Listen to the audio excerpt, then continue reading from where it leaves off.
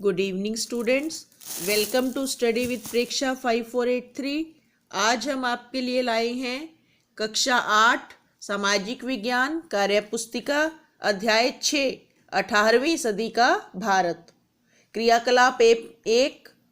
18वीं शताब्दी में भारत के विभिन्न भागों में कौन कौन सी शक्तियों का उदय हुआ, उन शक्तियों के नाम व क्षेत्रों का उल्लेख करें। सबसे बड़ी शक्ति थी मराठा शक्ति। महाराष्ट्र में पूना, नागपुर और सतारा इसके प्रमुख केंद्र थे। बंगाल के नवाब बंगाल में, राजपूताना आमेर, मेवाड़ और मारवाड़, सिख राज्य पंजाब। मराठा शक्ति के उदय में शाहू ने किस प्रकार भूमिका निभाई।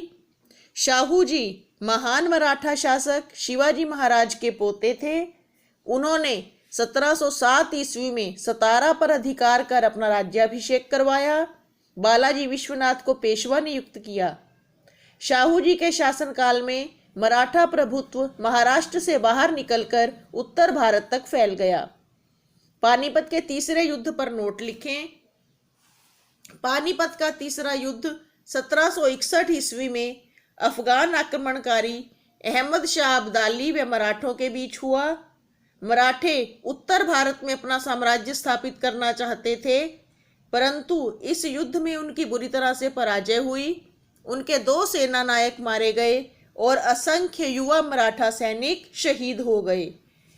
पृष्ठ संख्या 73 से 75 तक को पढ़ें व निम्नलिखित प्रश्नों के उत्तर दें।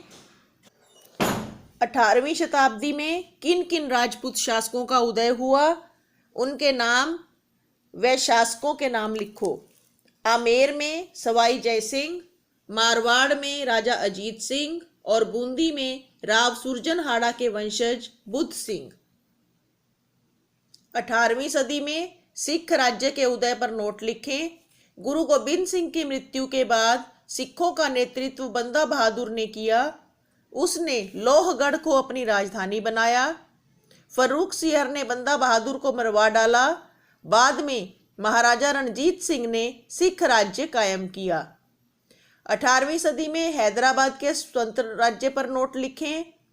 हैदराबाद राज्य की स्थापना निजामुल मुल्क आसफ जहां ने की थी। उसने मुगल शासक की राजगद्दी पाने में सहायता की थी, अतः इनाम के तौर पर उसे मुगलों से दक्षिण की सूबेदारी मिली थी। बाजीराव ने उसे 1728 ईस्वी में हराया और वह मराठा संघ को चौथ और सरदेश मुखी देने लगा। ये मराठा राज्य की अधीनता स्वीकार करने वालों के लिए कर्ज देना जरूरी था।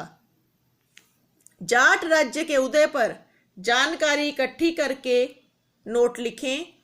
औरंगजेब की धार्मिक और आर्थिक नीतियों से तंग आकर मथुरा के जाटों ने गोकुल जाट के नेतृत्व में विद्रोह कर दिया। गोकुल जाट की मृत्यु के बाद भी राजाराम व चूड़ामन के नेतृत्व में संघर्ष जारी रहा। बहादुर शाह प्रथम ने जाटों से समझौता कर लिया।